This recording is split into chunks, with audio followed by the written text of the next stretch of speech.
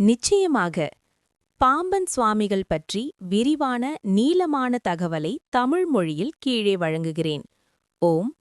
பாம்பன் சுவாமிகள் வாழ்க்கை வரலாறு விரிவாக. அறிமுகம்.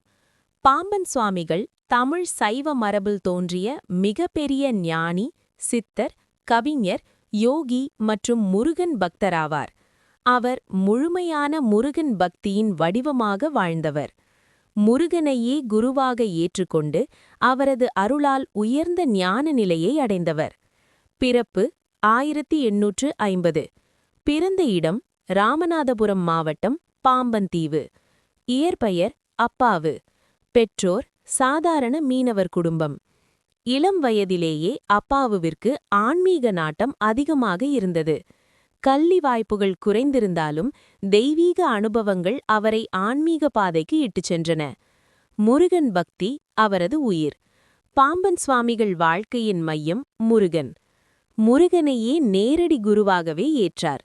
முருகனே என் குரு, என் தந்தை, என் தாய் என்று கூறினார்.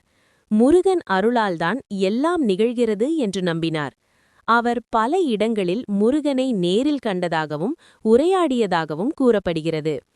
துறவற வாழ்க்கை. இல்லற வாழ்க்கையை விட்டு முழுமையாக துறவற வாழ்க்கை மேற்கொண்டார். எளிய உடை, உணவு, உறக்கம், வசதி அனைத்திலும் மிகுந்த கட்டுப்பாடு. பெரும்பாலும் மௌனத்திலேயே வாழ்ந்தார். யோகமும் தியானமும் அவரது நாளாந்த வாழ்க்கையின் ஒரு பகுதியாக இருந்தது. பாம்பன் சுவாமிகளின் படைப்புகள்.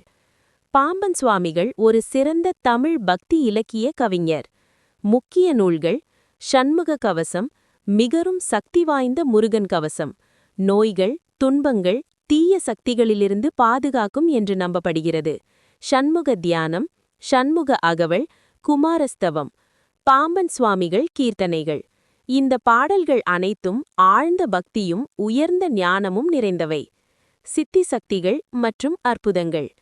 பாம்பன் சுவாமிகள் ஒரு சித்தர் என கருதப்படுகிறார். பக்தர்கள் கூறும் சில அனுபவங்கள்: நோய்கள் குணமடைந்தது, குழந்தை பாக்கியம் கிடைத்தது, துன்பங்கள் நீங்கியது, மன அமைதி ஏற்பட்டது. அவர் சித்திகளை வெளிப்படுத்த விரும்பவில்லை.